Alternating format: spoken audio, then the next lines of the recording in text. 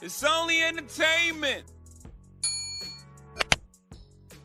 Welcome back to The Talking Hedge. I'm Josh Kincaid, capital markets analyst and host of your Cannabis Business Podcast.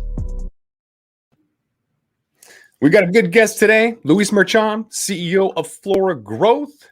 Luis, thanks for being on The Talking Hedge. Josh, it's great to see you. Thank you for having me again. Yeah, appreciate it. So for those that don't know, Luis, you're the CEO of Flora Growth. You're available on Nasdaq, publicly traded under the ticker symbol FLGC. Flora Growth, that's a vertically integrated cannabis company with a focus on becoming the largest producer of low-cost, naturally grown, medicinal-grade cannabis oils, CBD-infused foods, beverages, pharmaceutical-grade medicinal, and cosmetic-grade derivatives from the cannabis plant. All of that. So not really an MSO, but more of like an international conglomerate, really. Absolutely, Josh. So we've talked a lot, 3-4 times at least, probably between Seeking Alpha and the Talking Hedge. So I kind of want to just dive back into some conversations we might not have picked up on, like sustainability. So kind of a topic that we like to think about, but we don't really talk about. You guys really, at Flora, prioritize your organic ingredients. You guys have this value chain sustainability across all portfolios to kind of create this product to help consumers restore and thrive. But how do you prioritize that sustainability and organic ingredients in your product development process? Yeah, Josh, it wasn't actually an easy choice for us. Consumers and patients today are more aware than ever before on manufacturing practices, ingredients that go into the products that they are ingesting on a daily basis. And it's important to them that they have transparency and they use things that are not toxic for them or for the environment. So for that reason, very early on when we founded our company, we knew that if we were going to manufacture consumer packaged goods, we had to have sustainability component in mind. That if we were going to grow cannabis, we would do it in an organic way. And even though we are not certified organic, our practices follow our organic procedures because we know that is something that consumers and patients are gonna look for. And that extends to everything that we do, including packaging and the way we operate on a daily basis. Mm-hmm. You guys have continued to expand internationally. Started out in Canada, you live in Miami, but we've talked a lot about Colombia, which we'll get to because I love picking your brain about Colombia. As you guys are, Flora is establishing just CBD on the ground presence in the UK, distribution in EU, operating offices in London. How do you look at which areas, whether it's a state or government or wherever, how do you decide on that locale and how to operate, and what factors you guys consider when making those decisions? Yeah, we certainly evaluate and do a complete analysis of the geographical locations in which we intend to operate. They're driven by how friendly the government is towards cannabis regulation, how advanced is the cannabis regulation in place, because sometimes you can have the government in favor for cannabis reform, but the reform is not there. That has happened almost everywhere across the globe. So we want to make sure that the regulation is at least in place so we can actually do business in those in those geographical locations. We also want to know if the know-how in terms of supply chain, distribution, if we have access, easy access, or a rapid access to this distribution is available to us. And when you take all of that combined and add the people component to it, do we have the people in-house to launch that location? Then we'll likely open up. Mm-hmm. When we don't have it, but we know that the geography is there, then we certainly leverage either third parties, or we work on M&A like we have on a couple of occasions over the last 18 months to ensure that we enter those critical markets that we know are poised for tremendous growth over the next 5 years. What are the ramifications of being susceptible to FOMO? Had you guys jumped into New York like everybody else and didn't take the money, MedMen didn't take the money, right? They looked for a better deal, and now they're kind of getting screwed. They're left with a marketplace that's kind of in a disaster in New York. They should have taken the money and ran. And yet you have all these other FOMO individuals running in with this fear of missing out, and then they realize the regulations are going to take a while, and now they're just stuck with this, this regulation that's going nowhere, no revenue, and they're kind of going nowhere. So how do you avoid that FOMO? What's your take on New York? Yeah, look, in terms of New York, but this applies to everywhere else. We do not pursue trends. Trends come and go, and that type of speculation environment that happens when a market opens up or where a new product is launched. What it does, it creates a false positive in terms of long-term returns. We have focused on developing great products and great connections with our consumers and our patients. We do not include, Josh, in any of our revenue forecasts or our budgeting what could happen or the hype around a certain geography, because we know there's too much volatility around that, and really nobody knows what's going to happen. New York is a perfect example of that. We do operate in New York today. We sell some of our consumer packaged goods in the state, and we sell them exceptionally well. But we have been doing it under the hemp farm bill. And that has allowed us to like stay away from what has happened in terms of tremendous outlays of capital investment to launch a market that is not being fully realized and hasn't been properly developed from a regulatory and distribution standpoint. Mm-hmm. I looked at ChatGPT, asked it for some slogans for you in case you needed some help as you go internationally. So I want to see if any of these resonate with you on these slogans. Find your inner Flora power. I don't know. Seems kind of pretty bland. I love it. There's another one. We're not just another pretty flower, which I thought was kind of funny. This one kind of sounds kind of corporate. It's naturally good, naturally Flora. Wow. All right. And then the fourth one is we're growing like a weed, which I kind of appreciate because AI is grammatically incorrect. Instead of saying we're growing like weeds, it's trying to be colloquial. So growing like a weed. I don't know. It's nerdy. So you can borrow any of those if you want.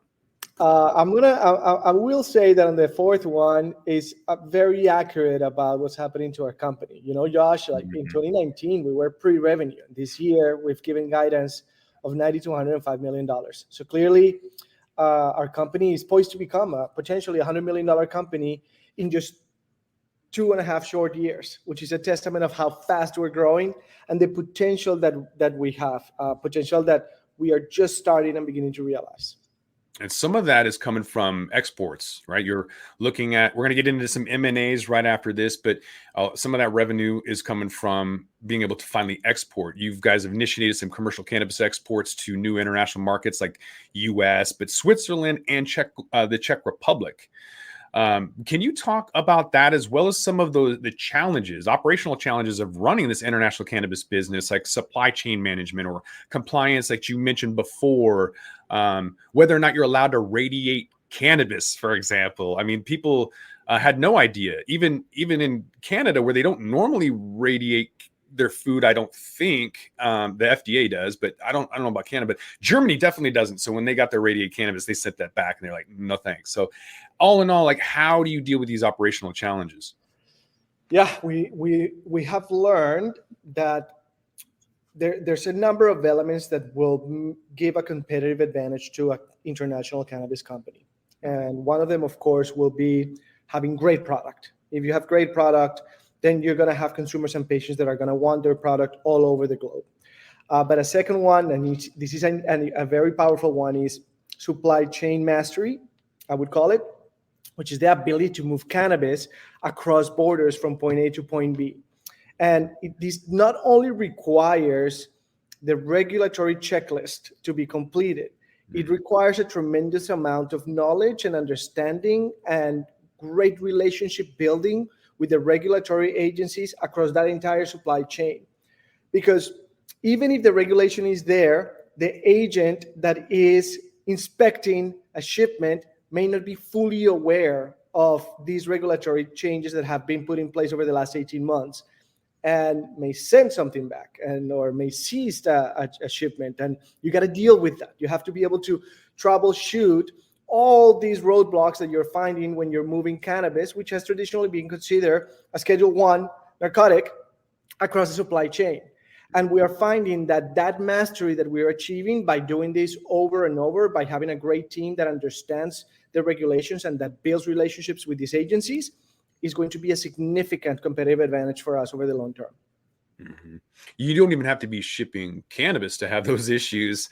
Like you mentioned, if the regulators or the people in charge have no idea, taking Idaho, for example, not knowing the difference between hemp and cannabis will seize your hemp if you try to transport it within the state, which is a lot less complicated than trying to bring cannabis in from a place like Colombia.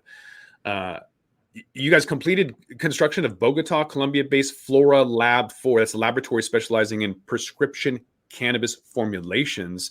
I'm still really interested since first talking to you a couple years ago about Colombia. I think landing costs were like under 15 cents per gram.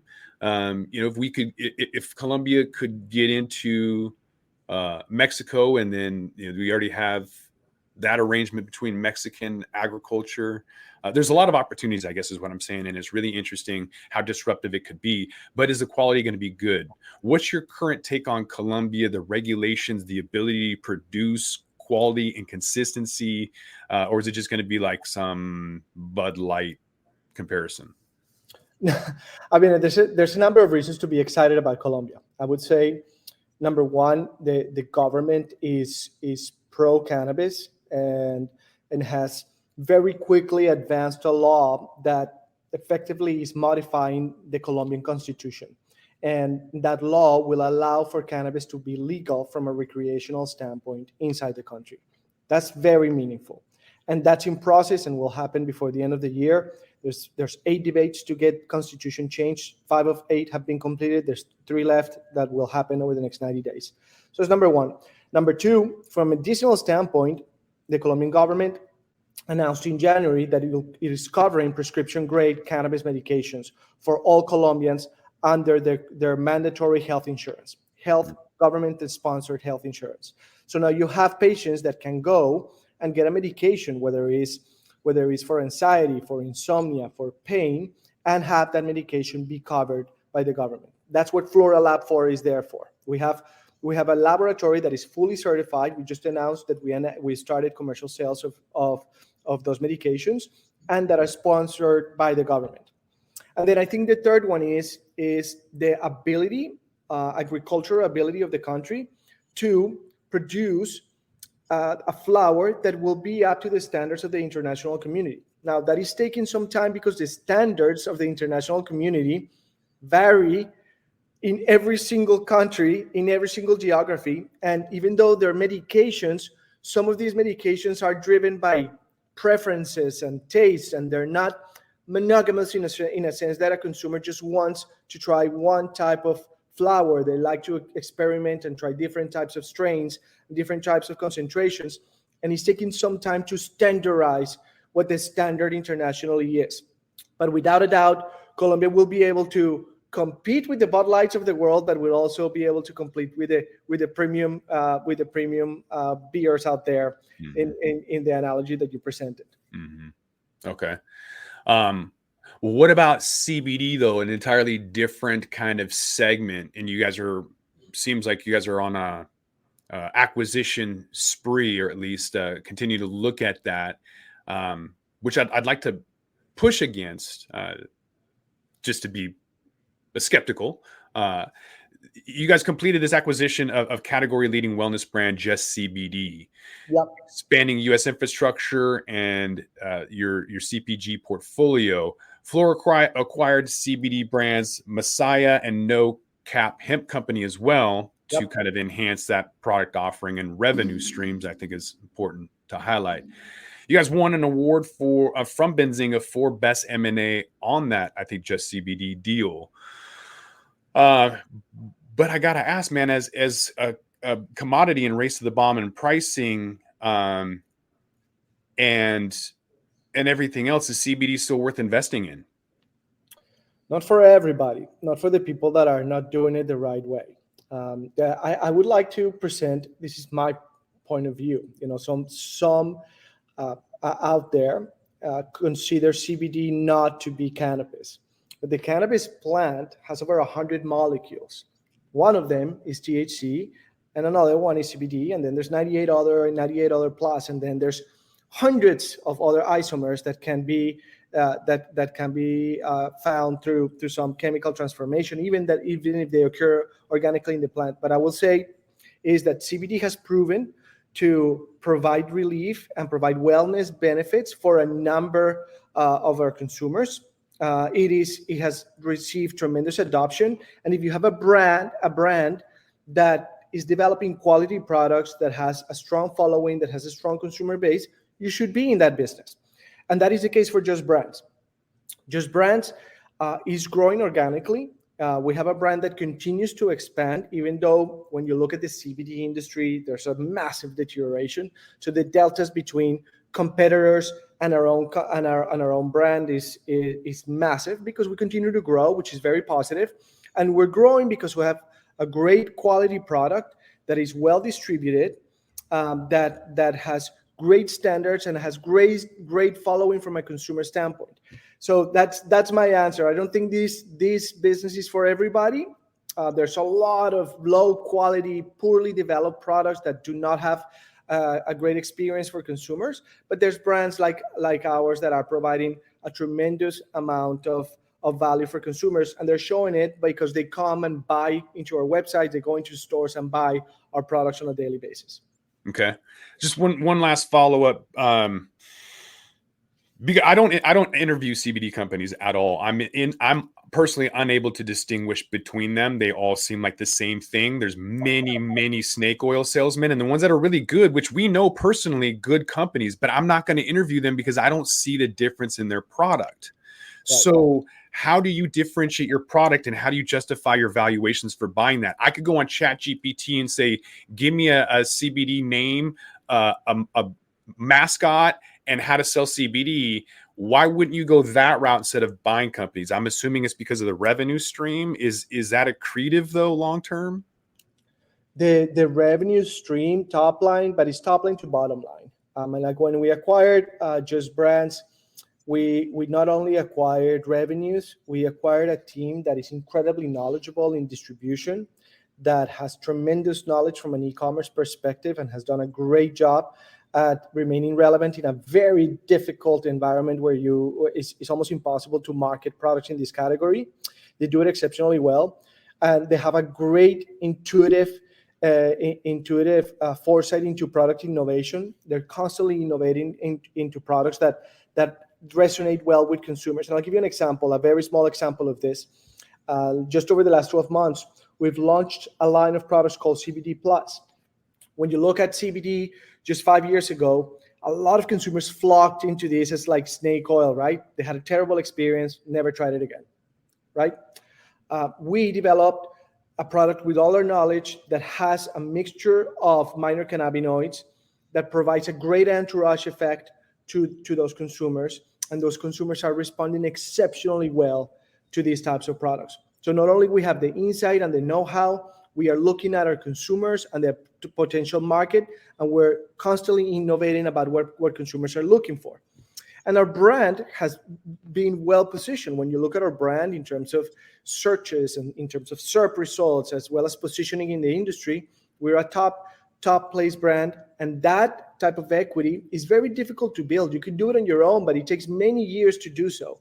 So we were able to achieve that and hypercharge it with the know-how and distribution that Flora Growth Corp had. Mm-hmm. Yeah, definitely. There's something to that with the other cannabinoids. I have a really high tolerance, like 100 milligrams doesn't do anything. But when I was at MJ BizCon just recently, I had a 10 milligram THC, and then it also had 10 milligrams of CBD, CBN, and CBG. And I left to go to an event at like 9 at night, whatever. I ran into a guy on the floor, and after talking to him for like 20, 30 minutes, I was like, I'm going to bed. I didn't even make it to the event, dude. I was like, I was out.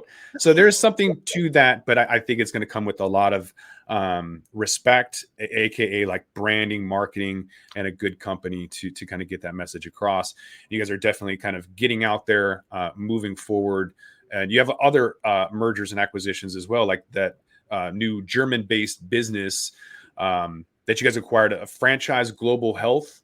So that's going to be a German operations to solidify a crucial foothold in a growing international cannabis market.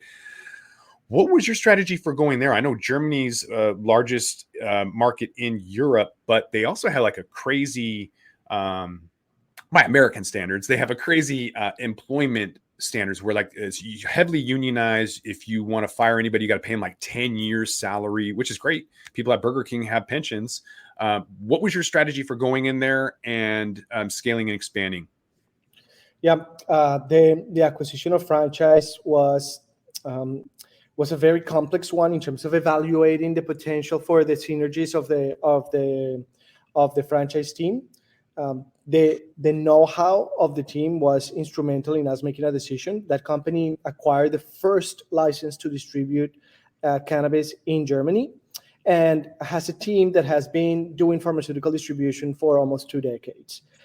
They not only distribute to thousands of pharmacies inside of Germany, but they also distribute to 28 countries. So it's a supply chain that goes both ways, and it provides us with, as you've read, with a foothold in a very important European market. Now there's complexities to it, but the regulatory framework as it exists today works for what we're trying to accomplish. So it's important to highlight that we were not betting on what will come in terms of regulatory changes in Germany. We knew the framework as it existed. We evaluated the acquisition as the framework existed today, and that's why we moved in that direction. And the answer is very simple. It provides us with almost what you would call a silk route between Colombia and Germany, connecting high quality cannabis to consumers in the European market, being able to provide them with great medicinal cannabis at a low cost, which would allow us to have significant margins. And we have a team in Germany that now can do it, that understands how to move cannabis through the supply chain, and we're connected with our Colombian operation. Mm-hmm. But so you guys have a lot of growth, a lot of good things going on. It's not really reflected in your stock price, in my opinion. Just kind of looking at it without really diving in. I've mentioned this before. Stock prices don't really move in tandem with the fundamentals. They just move with the news, and they all move together, unfortunately. So I am curious, being publicly traded on Nasdaq, FLGC is your ticker symbol. You had to go out and raise $5 million through a registered direct offering to help your liquidity position, even though that's in theory what the public markets are supposed to be. So cannabis stocks aren't quite there yet. They're not really attracting, some of the capital that's required from institutional investors. Let's start off with the pros and cons of direct offering. If you can explain why you chose that, pros and cons of that. Look, I think let me take a step back and highlight a couple of comments that you made, which are very valid. I think when it comes to the cannabis industry specifically, we've learned that unfortunately there cannot be many outliers in the industry. It seems like the capital markets for cannabis are moving with news flow, as you mentioned. So even you can do everything right, and still you will be dragged by the news cycle. Mm-hmm. And that is the story of almost every single cannabis company out there, and that's why the cannabis indexes drop between 70 and 80% in the year 2022, which is impactful. Now, from that perspective, we have learned that the best way to navigate this very complex and hostile capital markets environment is to ensure that we focus on growing top line revenue, finding operational efficiencies, reducing our cash burn, and shortening our path to profitability.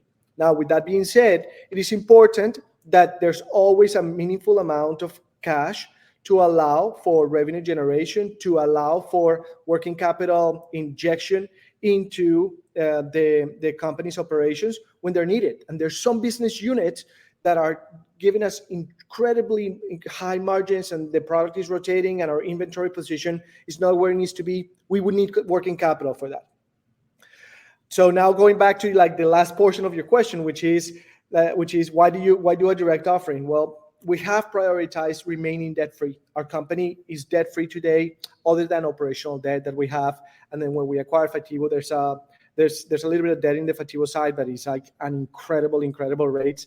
But our core hold has no debt. We want to keep it that way because it's important to us to have that flexibility where and use it in the potential future.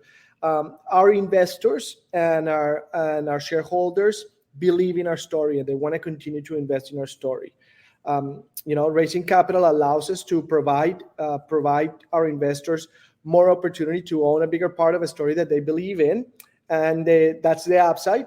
And it allows us to strengthen our cash position, another upside. And the downside is that sometimes you're doing it in a down cycle like we did last year, which can be somewhat dilutive to our prior investors. So you got to weigh the two. But on the whole, we believe that we have put the company in a better position to succeed over the long term. Mm-hmm.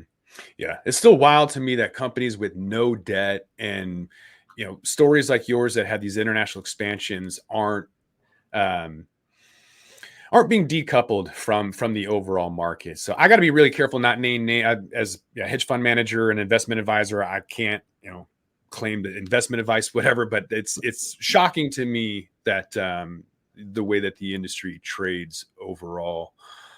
Before we wrap this up, Luis, I want to ask you about some trends you're seeing in the industry.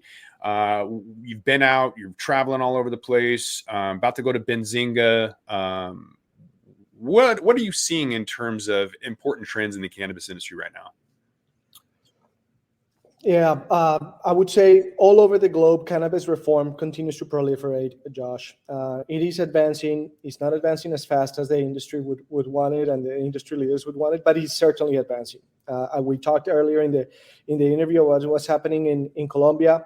There's other meaningful changes happening in Australia, happening in Thailand, happening in Italy, happening all over the globe. And as reform continues to proliferate, then there's a better likelihood of something meaningful happening in the United States. And if that were to happen, then things are going to become far less complex than they have been for the cannabis industry. So that's number one. Number two, this is a period of consolidation. You've mentioned the liquidity component. Cash and being liquid is one of the priorities of all cannabis companies today. And some cannabis companies, even though they're doing everything right, they have not been able to truly realize their potential because they're not in a position to have access to capital. So you're going to see a lot of M&A activity happening over the next 8 to 16 months. I would say the next year and a half is going to be very active on the M&A front. And then from a product standpoint, I think you're going to see a proliferation of minor cannabinoids, of alternative delivery methods, and a proliferation of new innovative products that consumers and patients are looking for, and we're looking forward to be a part of that wave of innovation. Mm-hmm. What about the future of cannabis? I always like asking you to pull out your crystal ball and tell us what you see. Every time I see you, things change all the time. So currently, what is your crystal ball saying, Luis, about the vision and future for both Flora Growth and the overall cannabis industry? Yeah, look, I think we are in what I would call we certainly have been in a very challenging cycle that we are about to overcome. And the way the industry gets out of this cycle is by starting to show meaningful progress towards profitability, towards distribution in geographies that are important to consumers and to patients today. And when you start seeing and to access in a more mainstream way, and it's still I live in the state of Florida. It's still complicated to get access to cannabis here. It is complex, and you're in a state that has done almost everything to make it easier. It's not legal recreationally, but you have access to medicinal cannabis. You have access to hemp-derived products, and it's still very difficult to get access in mainstream retail distribution. So when that happens, there's going to be a big unlock. I think we're going to see, like you saw Twitter allowing for marketing. You're going to see more marketing platforms to jump on this trend. And when the products and the medications become widely available, you're going to start to see cannabis on the shelves of your normal retailers, and you will actually start to see the meaningful potential that cannabis has for consumers and for patients. Mm-hmm.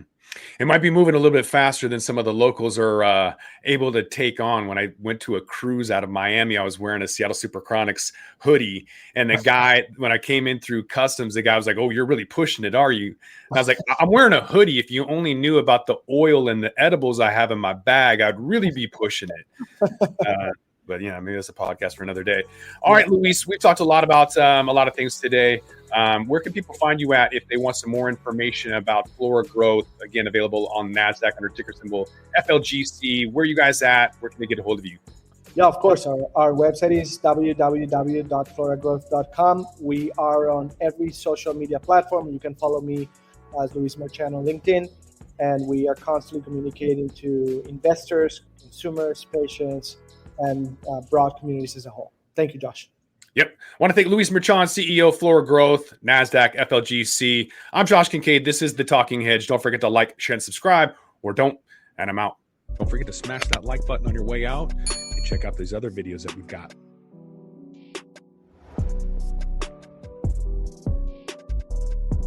Thanks for listening to today's show.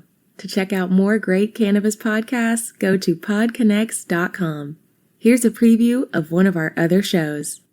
99.9% of our DNA is identical. It's a 0.1% that truly makes us different and unique. And that's what the show is about. Find out that 0.1% about your favorite guests. Find out what music they like, their first cannabis experience, and even what their room looked like growing up. But more importantly, or as important, their journey. Learn what makes them unique on Everything is Personal.